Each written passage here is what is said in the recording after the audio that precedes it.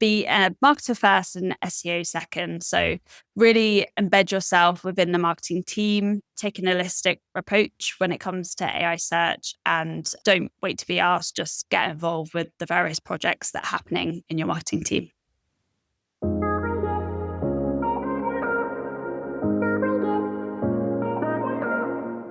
I'm Daisy Shevlin, and this is SEO in 2026 Additional Insights. Daisy, what's your number one SEO tip for 2026? It's to remember that you are a marketer first and an SEO second. So your job isn't just rankings and traffic, but to actually have an impact on the business that you work for in the form of impacting the bottom line metrics such as pipeline and revenue. Okay, so I was going to ask you what being a marketer actually meant, but in this context, it's all about driving measurable impact. Yes, correct. So I think in the last sort of couple of years or so, SEO has really had a bit of a reckoning, whereby we're transitioning now into a phase where SEOs can no longer sort of hide behind traffic metrics to appease the executive team because traffic is going down due to AI search.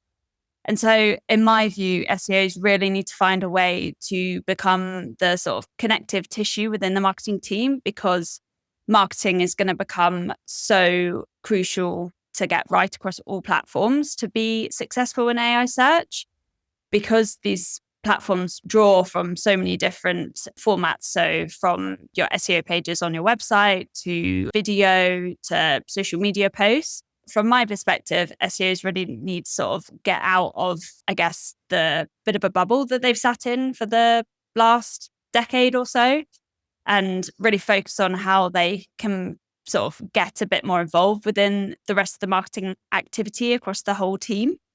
Okay, so you mentioned AI search there a couple of times. You also talked about the fact that click-throughs are reducing in number. And obviously, if you do appear in AI search, then it's probably more likely that the user is going to consume a piece of content on there directly as opposed to actually go through to your website. Then you talked about the fact that it's so important to actually try and get a measurable stat in terms of, I guess, traffic or click-through or some kind of action on your site. So if you do appear in AI search, then what does this mean in terms of a measurable stat? Which stats should SEOs be looking at? Yeah, so I think there needs to be a bit of a holistic view when it comes to this. AI search tools are very early stages, but you could use them to track the sort of prompts that you care about most. So, for example, looking at prompts that someone might type into a LLM like ChatGPT when they're in market to buy, and measure your brand's visibility against those regularly and across the sort of most important LLMs to your business. And then I think you also need to have a look at other measurement aspects like log file analysis. So really looking at how these bots are interacting with your website, what URLs they call from the most often, and sort of analyze that and why that might be. And then second, I would really sort of dig into self-reported attribution and take a measure on where your customers say they're finding you. So for example, in that data, you might find a trend like ChatGPT is being referenced a lot, and perhaps in the data, they might even reference what they typed in to find you. I'd probably mark those metrics as a good way of getting a holistic view of measuring AI search. And I think it's important to note on the prompt tracking one that you should be measuring ideally generic terms against your brand. So, for example, if someone is looking for a B2B data tool, typing that in rather than typing in like a specific brand name, because that sort of gives a more accurate metric into your overall visibility. And then I think as well around that, it's important to look at how your brand is being referenced. So, for example, if the sentiment is positive or what the LLM sort of pulls together in that instance, because that gives you an indication as to how your brand is being positioned as well in AI search. And then, you can sort of take steps to decipher whether that is correct or whether you perhaps need to shift the narrative.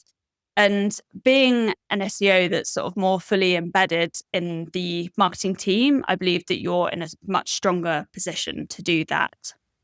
So much value you shared there. I liked your thoughts on self-reported attribution. Is there any best way to actually implement that? For instance, actually, do you perhaps pick the top 10 referring sources and offer that as a drop-down menu? Do you give some kind of empty box that people have to fill in, actually, just because there's so many referring sources potentially nowadays? Yeah, I think in my experience, what you can do to kind of push the user in a sort of direction is great, because you can sometimes get some really bad data from self-reported attribution. So yeah, I think having a sort of drop-down menu that selects the sort of specific type of LLM, so for example, ChatGPT, would definitely be of value. And then maybe you could even add a field to sort of ask, like, if someone selects an LLM like ChatGPT, you could potentially add a field that asks, okay, what did you type in to find us, and gather the data that way. Yeah, I think adding that sort of constraint will really help with the quality, because yeah, in my experience, it's not always great unless you try and direct the user in a sort of direction. Well, it's great to be able to do that and get information from them, certainly in an age where it's becoming more and more difficult to get specific information from analytics software. But something else that you mentioned there in relation to analytics is log file analysis. Do you have a favorite software that you're using at the moment to analyze logs? Yeah, definitely. So I like to use Screaming Frog, which is a kind of pretty well-known, I think, software in the industry. So using their sort of log file analyzer to measure how bots are interacting with the website. I also like to actually plug those metrics into a like Looker Studio dashboard as well. So really coming sort of helping to bring that analysis into the measurement of other metrics across SEO as well, so that you can highlight which pages are sort of most popular, identify any kind of trends as well over time.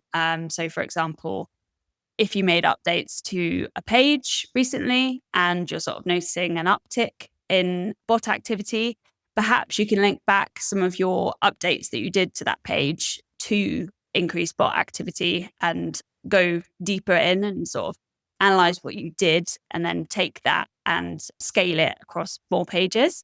Yeah, I'd say Screaming Frog is probably the best tool to use, though, for this type of analysis, and what I like using the most. And talking about key metrics, obviously the key metric is probably the amount of money that some referring source can generate for the business. But a challenge that many brands have with long sales cycles, and this can apply to B2B SaaS, the industry sector that you're focusing on at the moment. What happens if the sales cycle is really long? Is it possible to really actually tie back that referring source to generating money for the business? Yeah, definitely. I mean, there are actually some tools out on the market that can do this that I've used previously. So you can actually track an account over time and sort of see all of the various touch points they've had, which in SaaS, it's a lot. So it's very hard to sort of tie these touch points sort of back to like any one action, because in fact, it's usually a lot over time. And this, again, links back to my key takeaway here, that this is why the SEO team needs to be so integrated with marketing, so that all of the messaging we put out is consistent across all channels, and that you have campaigns that are very integrated. So, for example, you can work with the rest of the marketing team on optimizing landing pages that they might have for campaigns that they've got going out to appear in search. And yeah, just sort of making sure all of the messaging across that is really consistent. Another thing you can do with some platforms I've used previously is actually tie back pipeline and revenue data to specific page URLs. So for example, if a user landed on a specific page at some point in their journey to becoming marketing lead, this would then attribute the URL to being part of the reason why, and so on with them if they converted into pipeline. metrics, it would sort of weight attribution towards them in terms of like a monetary value towards that URL. So that really helps to track the impact of your SEO content as well, and makes it much easier to tie it back to business impact. I think as well, you can use the sort of citation data for these URLs to track how they position your brand effectively in LLMs, which again is potentially part of the reason why people come back through self-reported attribution, having found your brand at sort of previous companies I've worked at. By having a real focus on sort of the product and more bottom of funnel queries, we were actually able to sort of benefit well when AI search started to become a thing, because we already had that focus. So yeah, really a roundabout answer, but that's how I would track it. And you also say that AI search requires a more holistic approach to making your brand more visible than ever before. So what does this holistic approach look like?